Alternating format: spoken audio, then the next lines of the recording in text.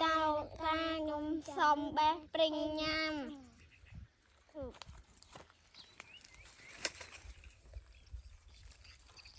bà xôm chấm rệp xua bà phục mai dây ta bọc ôn từng học nghề phong đài bà vợ chụp nghề chỉ bận to tiết bà chỉ môi năngประเภท video កំសាន្តក៏ដូចជាបាត់ video ចាំសាមផ្សេងៗបាត់ពី channel SB Report ផងដែរបាទថ្ងៃនេះគឺថានាំអារម្មណ៍បាទបងប្អូនទាំងអស់គ្នាទៅទស្សនាតេតូននឹងទស្សនភាពបាទសុកស្រែចំការបាទគឺថាសុកស្រែវាស្រែ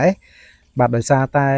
ខ្ញុំបាទដើរនៅតាមស្រុកស្រែចេញពីភូមិបន្តិចមកបាទឃើញមានដើមព្រីងមួយដើមបាទដើមព្រីងមួយដើមនេះបាទក៏នាំក្មេងៗទៅបេះផ្លែព្រីងនេះហូបតែម្ដងបាទបងប្អូនបានទស្សនាវីដេអូខ្ញុំបាទមុនគឺថាបានបាទតើតើនឹងការបេះផ្លែព្រីងគឺនៅ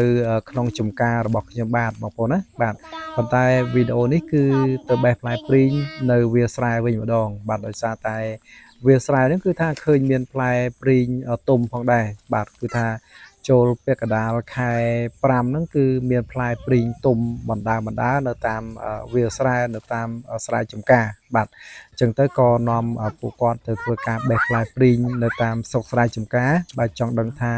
បាទរសជាតិបាទព្រីងនៅតាមស្រុកស្រែចំការនិងបាទព្រីង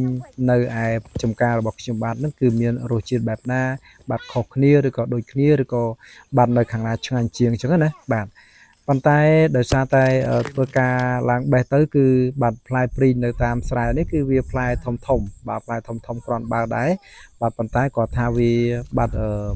បាទទុំមិនតាន់ស្រស់ទេបងប្អូនណាបាទទុំអត់តាន់ស្រស់ទេហើយក៏ថារសជាតិវារៀងជូរអែមបាទរៀងជូរអែមបន្តិចព្រីងនៅចំការរបស់ខ្ញុំបាទគឺបាទផ្អែមឆ្ងាញ់ហើយផ្លែធំជាងនេះបាទប៉ុន្តែព្រីងនៅវាស្រែនេះគឺដើមវាទាបទេបងប្អូនណាបាទក្មេងៗតូចក៏អាចឡើងបានដែរប៉ុន្តែដោយសារតែរសជាតិវាមិនតាន់ឆ្ងាញ់បាទវាថាដើមឈើវានៅតូចណាបាទនៅតូចទៅក៏រសជាតិក៏វាមិនតាន់ឆ្ងាញ់តាមនឹងដែរបាទថាឆ្ងាញ់ថាអីអត់ទេញ៉ាំ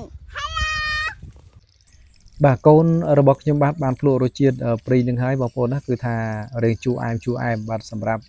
យើងមនុស្សចាស់ជូរអែមណាបាទប៉ុន្តែសម្រាប់កូនក្មេងគឺគាត់ជូរហើយបាទគាត់ជូរហើយបាទអរគុណណាបងប្អូនទាំងអស់គ្នាបាទកុំភ្លេចជួយចុចពាក្យថាជីវបាទ Subscribe Like និង Share នៅ Channel SB Report ក៏ដូចជាពី Page SB Report ផងដែរបាទខណៈពេលនេះគឺខ្ញុំបាទសូមគោរពលាហើយយើងជួបគ្នាជាបន្តទៀតជាមួយនឹងវីដេអូថ្មីបាទ